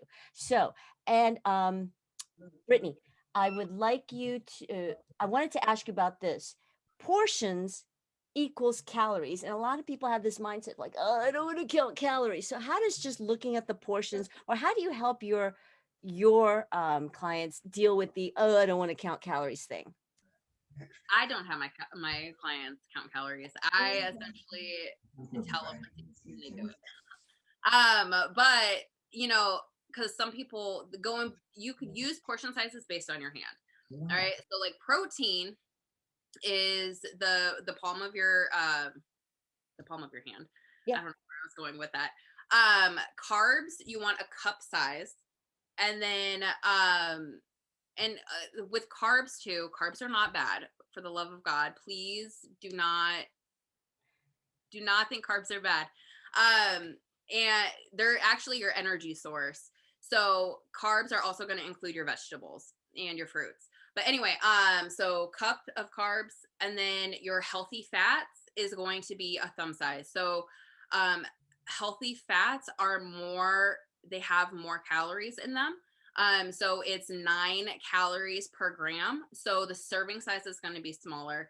So if you ever look at like peanut butter, 2 tablespoons, which would again be like the size of your thumb, is like 190 calories. So that's why you want to like focus on the portions and not so much like counting calories or just obsessing over that. Yeah. And the thing is, you are counting calories, but you're not really. Know what I mean? Tanya, you had a question? Unmute yourself, baby cakes. Yes, thank you. I did have a question for Brittany. You recommended protein shakes, and I wondered if you had any recommendations for specific protein shakes. I tried to have a protein shake, and I did it more when I was working out. I was going to Orange Theory. And so I had my protein shakes more often, but I wonder if you had a recommendation for one, because sometimes I wonder if what I use may have too many starchy vegetables in it. It is plant-based and it is organic. Okay. If you don't mind me asking, which one are you taking right now? Garden of Life, and it has 35, I think 30, maybe it's 20 grams of protein, and it's the organic meal replacement. Yeah, it has 22 grams of protein. Yeah. So that's good, because a lot of protein shakes. So with supplements, you do want to be cautious about quality. So it's just remember you're paying for quality over quantity. And I have this discussion with my husband all the time, because he like constantly like has protein shakes, and I'm like, he's like, oh, you spend too much on your protein. I'm like, listen, baby cakes, like you are paying for quantity, I'm paying for quality. So yes, there is going to be a difference. But some protein only has like, so you want to look at the nutrition label.